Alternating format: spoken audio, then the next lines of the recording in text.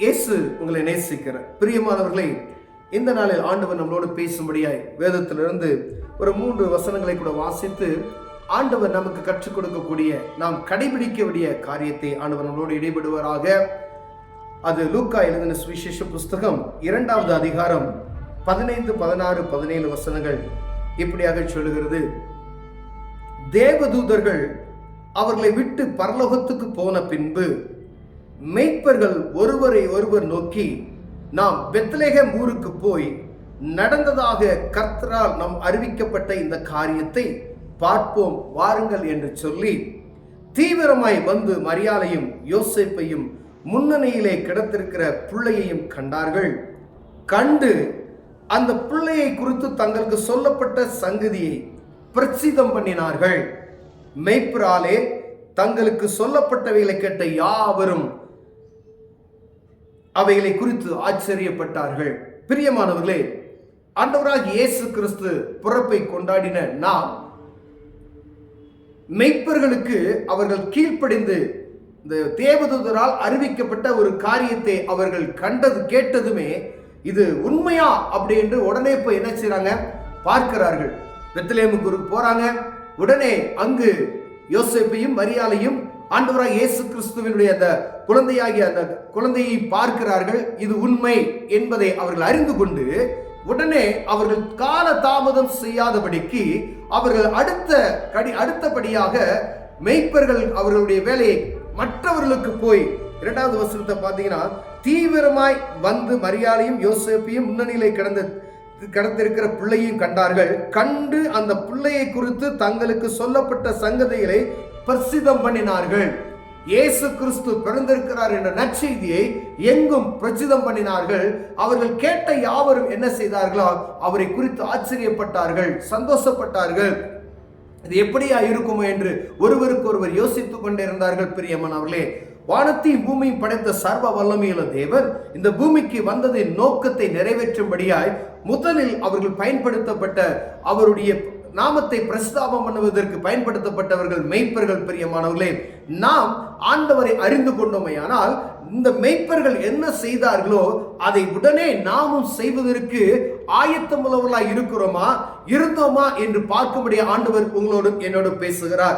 ஒருவேளை ஐயா, நான் ரட்சிப்பின் அனுபவத்தை பெற்றுக்கொண்டு இந்த இயேசு கிறிஸ்து உண்மையான தெய்வம், இவர்தான் மனிதனுடைய பாவத்தை மன்னிக்க இந்த பூமிக்கு வந்தார் என்கின்ற ஒரு நற்செய்தியை நான் அறிந்து விட்டேன். ஆனால் அறிந்துவிட்டு அந்த இன்பத்தை நாம் மற்றும் பெற்றுக்கொண்டு நான் சுகமாய் வாழுகிறேன் என்று சொல்லுவோமா என்னால் கர்த்தருடைய வருகையின் போது நாம் அவருக்கு கணக்கு ஒப்புவிக்கிறவர்களாய் குற்றமுள்ளவர்களாய் நிற்குவதற்கு நாம் பாத்திரவான்களாய் இருக்கிறோம். பிரியமானவர்களே, ஒருவேளை இந்த ஆண்டவரை நான் அறிந்து கொண்டு நான் அநேக அற்புதங்களை பெற்றுக்கொண்டு இயேசுவே சர்வ வல்லமையுள்ள தேவன் என்பதை நான் புரிந்து கொண்டேன் என்பதை அறிந்து மற்றவர்களுக்கு இந்த அன்பை சொல்லுவோமையினால் அவருடைய வருகையின் போது கணக்கு கேட்கும் பொழுது நாம் அவருக்கு முன்பதாய் அவர் தகப்பனிடத்துல பிள்ளைகளைப் போல சந்தோஷமாய் நிற்க நாம் அழைக்கப்படுகிறோம். பிரியமானவர்களே, ஒருவேளை இந்த சத்தத்தை கேட்டுக்கொண்டு இருக்கிற என் அன்பு சகோதரனே, சகோதரியே, நான் ரட்சிப்பின் அனுபவத்தை பெற்றுக்கொண்டு இயேசு கிறிஸ்து இந்த பூமிக்கு வந்தார் என்கிற செய்தியை நான் அறிந்து விட்டேன். அறிந்த இந்த செய்தியை நான் இன்னும் அறிவிக்காமல் இருக்கிறேன் என்று சொல்லுவோமையா, ஆண்டவர் உங்களோடும் என்னோடும் பேசுகிறார். நாம் கிறிஸ்தவராய் இருப்பது பெரிய காரியம் அல்ல.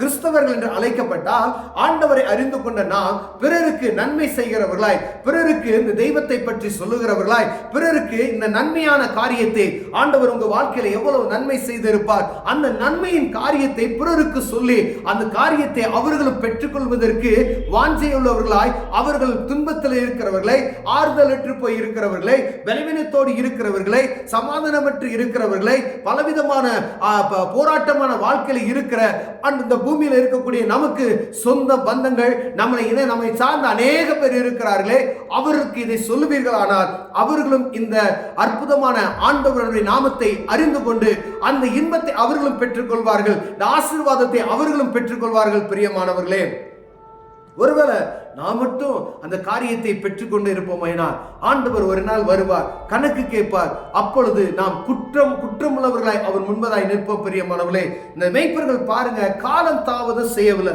தூதர்கள் சொல்லுகிறார்கள், அவர்கள் போய் உடனே பார்க்கிறார்கள். பார்த்தார்கள், போய் என்ன செஞ்சாங்க? மற்றவர்களுக்கு சுவிசேஷத்தை அறிவிக்கிறதை பார்க்க முடிகிறது. பிரியமானவர்களே, பார்த்த உடனே புறப்பட்டு சென்றார்கள். எல்லாருக்கும் ஆண்டவரை பற்றி அவர்கள் சொன்னதை நாம் பார்க்க முடிகிறது. பார்த்தவங்க எல்லாமே உடனே என்ன செய்றாங்க? ஆச்சரியப்பட்டு இந்த குழந்தையை குறித்ததான பெரிய காரியத்தை அவர்கள் சிந்தித்துக் கொண்டிருக்கிறார்கள். நாம் என்ன செய்து கொண்டிருக்கிறோம்? அநேக வருடங்களாய் நாம் ஆண்டவர் நாமத்தை அறிந்து கொண்டோம். பாவ மன்னிப்பின் நிச்சயத்தை ஆண்டவராய் இயேசு கிறிஸ்து மாத்திரமே தர முடியும். இன்னும் எத்தனையோ மனிதர்கள் ஆண்டவரை பற்றி அறியாமல் இருக்கிறார்களே. நம்ம சொந்த குடும்பத்துல எவ்வளவு பேர் ஆண்டவரை அறியாது இருக்கிறார்கள். கிறிஸ்தவர்கள் என்று சொல்லிக்கொண்டு இயேசு என்ற நாமத்துக்கு அர்த்தம் தெரியாதவர்கள் எத்தனை பேர் இருக்கிறார்கள். இயேசு என்றால் விடுவிக்கிறவர் என்று அர்த்தம். பிரியமானவர்களே, இந்த இயேசு கிறிஸ்து பூமிக்கு வந்ததின் நோக்கம் பாவத்தின் பிடியிலிருந்து நம்மை மீட்டுக் கொண்டு அந்த பிடியிலிருந்து விடுவிக்கிறவராக இயேசு கிறிஸ்து இந்த பூமிக்கு வந்தார். இந்த செய்தியை அப்பா நம்முடைய சொந்த பந்தங்களுக்கு சொல்லுவீர்களானால், உங்க உறவினர்களுக்கு, உங்க கூட பிறந்த சகோதரர்களுக்கு, உங்க கூட வேலை பார்க்கிறவர்களுக்கு விடுவிக்கிறவரை பற்றி நீங்க சொல்லுவேனாரா, அவர்களும் ஏதோ ஒரு அடிமைத்தனத்தில் இருக்கலாம், ஏதோ ஒரு கட்டுக்குள்ள இருக்கலாம். இயேசு என்ற நாமம் வரும்போது அவர்கள் விடுவிக்கப்படுவார்கள். பிரியமானவர்களே, விடுவித்து அந்த பரலோகத்துக்கு ஏற்ற மனிதர்களாய் மாற்ற அவரால் முடியும் என்பதை அவர்களுக்கு நீங்க சொல்லுங்க. அப்ப ஆண்டவர் நாம மகிமைப்படும். ஆண்டவர் உங்களை குறித்தது பரலோக பொக்கிஷசாலையில உங்களுக்கான காரியத்தை சேர்த்து வைக்க வல்லமையுள்ளவராக இருக்கிறார். பிரியமானவர்களே, ஒருவேளை இந்த காரியத்தை நாம் செய்யாது இருப்போமேனா, ஆண்டவர் நம்மளோடு இடைபடுகிறார்.